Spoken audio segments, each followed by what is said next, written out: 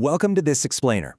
Today, we're embarking on a journey that takes us from the invisible, shifting currents of the Earth's atmosphere, all the way down into the fractured geology of the ground beneath our feet.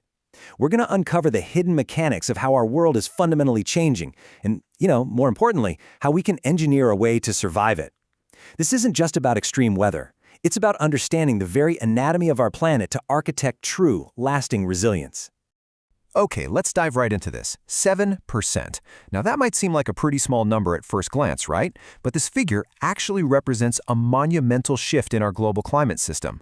Because for every single degree Celsius of increase in global temperature, our atmosphere is capable of holding approximately 7% more water vapor. We are literally supercharging the sky with moisture. Which brings us to Chapter 1, the hydrological climate bomb, and how we are weaponizing the water cycle. So global climate change isn't just making things a bit warmer, it is completely, fundamentally reshaping our atmosphere. And we can see this exact mechanism through what's called the Clausius-Clapeyron relationship. It's a fundamental principle of physics that explains why that extra 7% of water vapor doesn't just give us a few more rainy days. Instead, it completely alters our precipitation extremes. The rain just isn't evenly distributed over time anymore. When it falls all at once. What used to be predictable heavy showers have now transformed into highly concentrated, highly destructive hydrological bombs that essentially detonate over our mountains and valleys. Let's move on to our second chapter, looking at tectonic environments, specifically comparing Taiwan and Japan.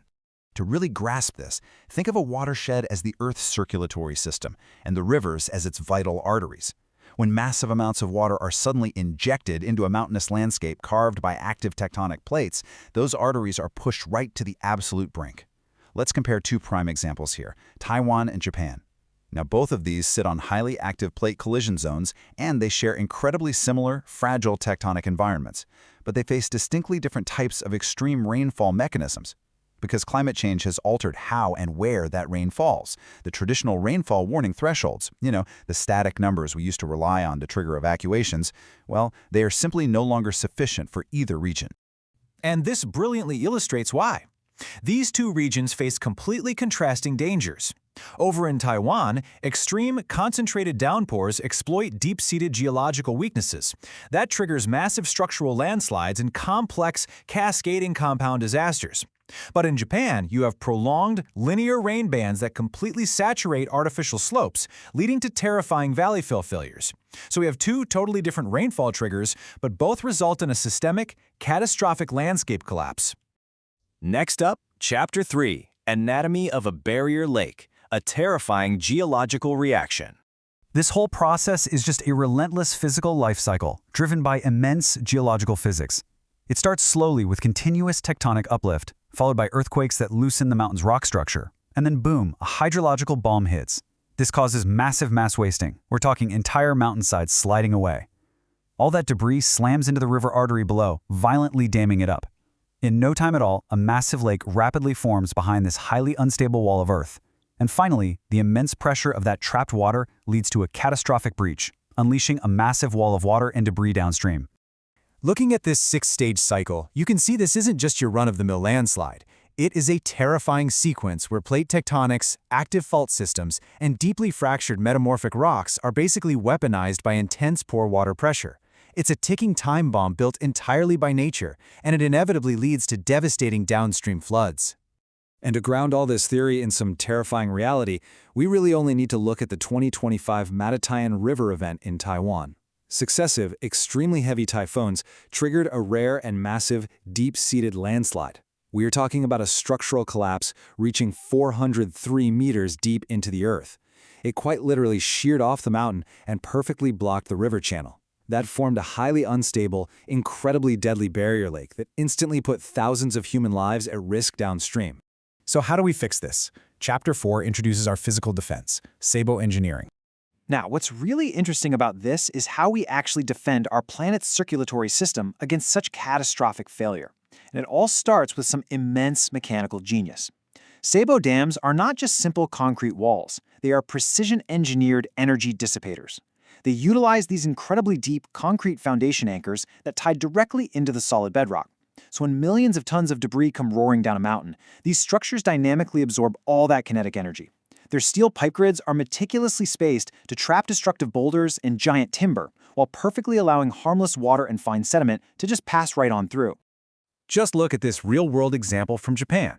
This Sabo Dam has caught an absolutely unbelievable mass of heavy timber and rock, stuff that would have completely obliterated communities downstream. Even in our modern age of advanced technology and AI, this kind of hard engineering infrastructure remains an absolutely indispensable first line of defense. And you know why? Because it decelerates the disaster.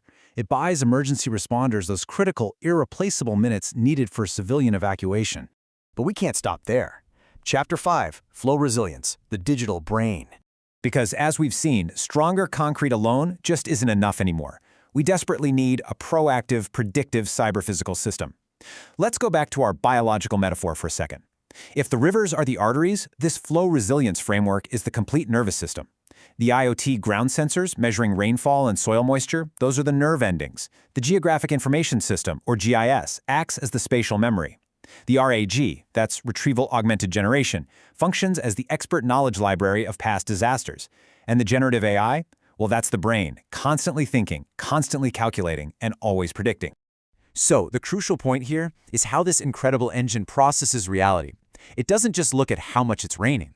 It continuously ingests data across 7 different disciplines: meteorology, hydrology, geology, you name it. It dynamically calculates disaster probabilities and optimizes early warnings in real time. By doing this, it completely replaces those outdated static rainfall thresholds with a dynamic, multivariable machine learning model that actually understands the physical limits of the mountain. Let's move on and see how this all builds into the ultimate solution, the complete resilience stack. This requires absolutely flawless vertical integration. We have to start at the very bottom with a deep, fundamental understanding of Earth science and geology.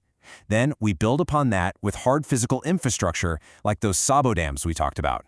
Next, we blanket the entire area with monitoring IoT telemetry. And finally, capping the whole shebang off is the Flow Resilience AI, guiding our every single decision. Which brings us to our final chapter, the future of resilience and proactive adaptation. This interdisciplinary approach does so much more than just stop landslides. It actually directly aligns with 3 major United Nations Sustainable Development Goals. By integrating hardware and AI software, we're hitting SDG 9 for resilient infrastructure.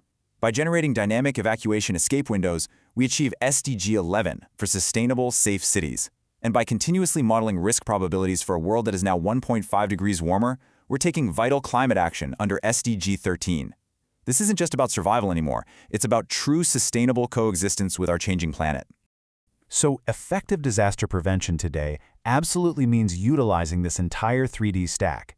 It's no longer about scrambling after a catastrophe happens. It's the synthesis of everything we've discussed today to proactively protect human lives and our cities long before the hydrological bomb ever detonates.